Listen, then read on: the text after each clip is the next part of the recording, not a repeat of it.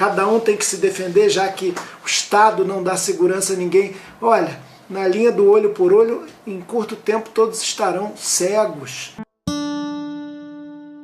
Oi, continuando aqui o nosso bate-papo, o Fernando Neves, ele pergunta qual a proposta do PSOL para estancar o problema da violência no Brasil e mais especificamente no Rio de Janeiro. Para a gente combater a violência é preciso uma verdadeira revolução nas políticas públicas, na formação dos policiais, nas práticas em relação às comunidades, na transparência, na honestidade, obviamente, das funções públicas, na boa investigação e prevenção, sobretudo. Aí até eu entro em outras questões que outras pessoas fizeram, como, por exemplo, o Tiago Tomazini, da questão das drogas ilícitas. A política de guerra às drogas fracassou. Aliás, tive também uma conversa pública ao vivo com o delegado Orlando Zacconi, muitíssimo esclarecedora. Se fala muito no Brasil que a polícia mata muito. Isso aí é só a gente ligar a televisão, que a gente assiste, lê as notícias. A polícia mata muito, os números dizem isso. Inclusive nós falamos, né? E morre muito também. Morre muito também, mas acho que a produção dessa letalidade pela polícia e a produção dos policiais mortos são em contextos distintos. Se fala muito que existe uma guerra, mas a maioria das mortes dos policiais não se dá em confronto.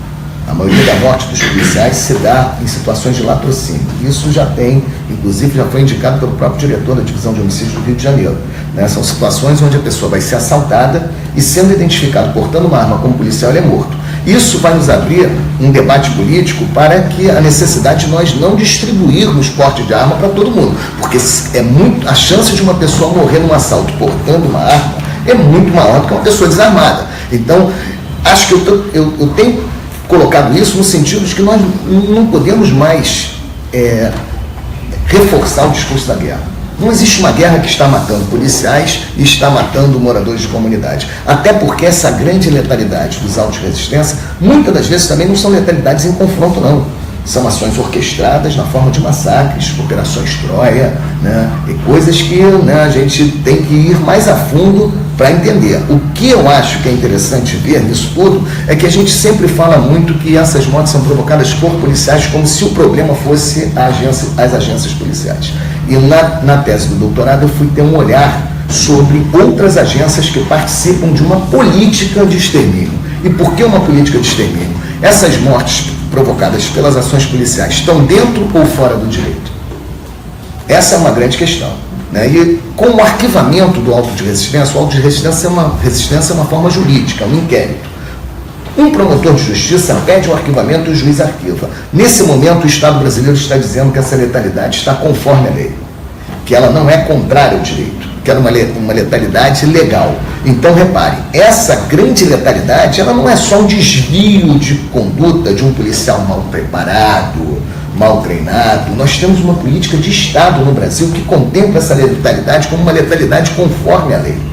E eu estudei 300 pedidos de arquivamento, onde os promotores de justiça vão construir no pedido de arquivamento a ideia de que se uma pessoa já tem uma passagem na polícia, uma folha de antecedentes criminais, se ele mora dentro da favela, são todos os elementos que eles trazem para legitimar a morte.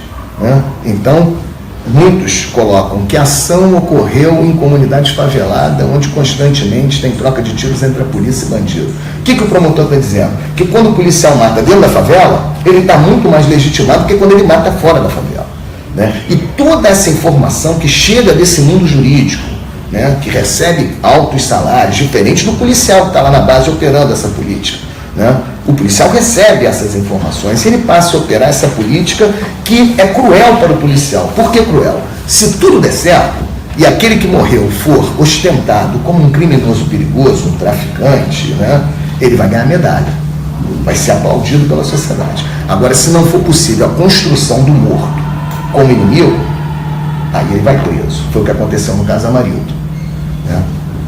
O grande debate, quando desaparece Amarildo, era o seguinte: quem era Amarildo? É impressionante, porque ninguém discutiu o que foi feito com Amarildo. O mais importante era saber quem era Amarildo. Se ele fosse traficante, os policiais que foram presos receberiam uma promoção. Como não foi possível essa construção, eles foram presos. Então a polícia está sendo jogada numa cilada dentro dessa política de segurança voltada para o extermínio de setores da população. Então acho que a gente tem que denunciar primeiro que não é só um problema do policial operando na ponta, um psicopata, um cara que não foi preparado. Não é nada disso não. Temos uma política de Estado. E pior, uma política de Estado operada por operadores jurídicos que estão muito protegidos na sua função nessa política, estão dentro dos seus gabinetes com ar-condicionado, perfume Kenzo, 17 graus, terninho bonito, que tu comprou lá em Miami, e os policiais que estão com seus salários atrasados, estão lá na ponta, eles é que ficam nesse jogo cruel entre ser herói ou bandido, que são dois estereótipos que a gente tem que desconstruir.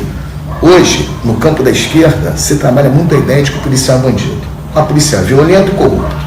É um grande discurso. E nós sabemos, nós policiais antifascismo, sabemos que a maioria dos policiais, a imensa maioria, não são violentos nem corruptos. Existem setores na polícia que operam a violência e a corrupção, mas a grande maioria dos policiais são trabalhadores comuns, que vão para as suas delegacias, para os seus batalhões, para as suas atividades diárias, sem se envolver com esse estereótipo do bandido.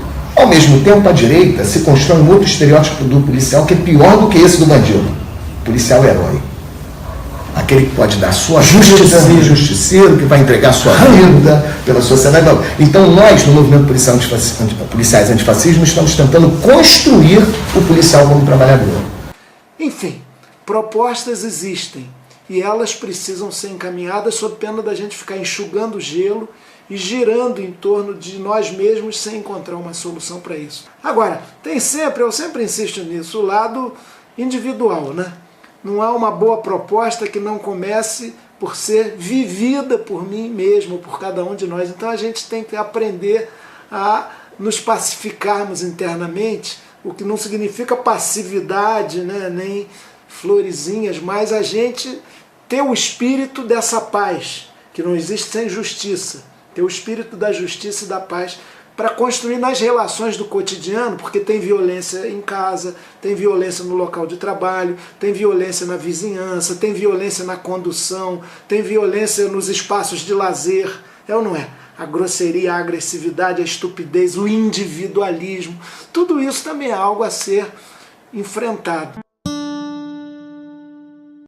Eu me lembro do Moreira Franco, sabe esse aí, investigado? Um dos ministros de Michel Temer, ele foi candidato ao governo do Rio de Janeiro e venceu, inclusive, dizendo que ia acabar com a violência no Rio em 6 meses.